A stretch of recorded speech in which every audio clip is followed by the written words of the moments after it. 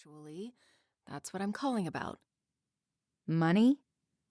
Men. One in particular. I wait for an explanation. When it doesn't come, I say, "Are we going to play 20 questions, or are you going to tell me what the hell you're talking about?" Sloane takes a deep breath. She blows it out. Then, in a tone like she almost can't believe it herself, she says, I'm getting married. I blink an unnecessary amount of times. It doesn't help clarify anything. I'm sorry. I thought I just heard you say you're getting married. You did. I am. I huff out a disbelieving laugh. You? The cockaholic? Married. Yes. I say flatly, impossible. Unexpectedly, she laughs. I know, right? But it's true. Pinky swear. I'm getting married to the most wonderful man in the world. Her sigh is soft, satisfied, and totally fucking ridiculous. Are you high right now? Nope. Am I being punked? Nope. I cast around for some other explanation for this bizarre turn of events, but can't come up with anything except, is someone holding a gun to your head and forcing you to tell me this? Have you been kidnapped or something? She bursts into raucous laughter. Why is that so funny? She laughs and laughs until she's sighing again. I imagine her on the other end of the line, wiping tears of joy from her face. I'll tell you later. The point is, I'm getting married and I want you to meet him. The wedding will be spontaneous, not a big event or anything. I don't know the exact date yet, but it could happen any day, so we'd like you to come visit us as soon as you can. Visit us?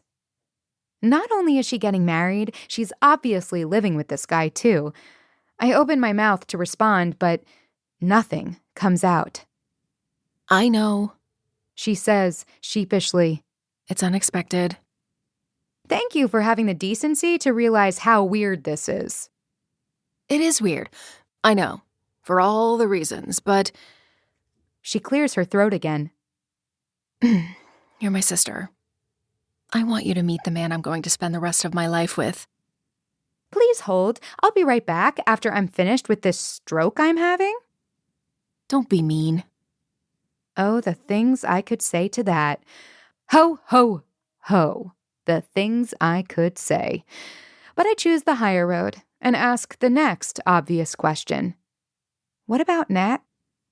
What about her? Why aren't you calling her about this guy? She's already met him. There's something odd in her tone that makes me suspicious. And she knows you're going to marry him? Yeah? So what does she think about all this? Probably the same things you do. Her voice gains an edge. Except she's happy for me. Man, this conversation is a minefield. I'll be lucky if I survive with all my limbs intact. Trying to keep my tone civil, I say, I'm not happy for you, Sloane. I'm just in shock. Also confused, to be honest. That I'm finally settling down? No. Well, yes, but not mainly that. What then? That you're reaching out to me. That you're telling me about it. That you're inviting me to visit you. I mean, we haven't exactly been close. I know, She says softly. I think that's probably my fault, and I'd really like to see if we can fix that. After a long pause, she says, What are you doing right now? Lying flat on my back on the floor, staring at the ceiling, wishing I'd never taken all that ecstasy at Burning Man last year. She says dryly, You're not having a drug flashback. I beg to differ. She runs out of the infinitesimal amount of patience she has and snaps. You're coming to visit us. It's settled. We'll send the jet for you. Excuse me, jet? On Friday night. I sit up abruptly. The room starts to spin. She's dislodged my brain with all this nonsense talk of matrimony. Wait, do you mean this Friday? As in 3 days from now? Yes. Sloane, I have a job. I can't just...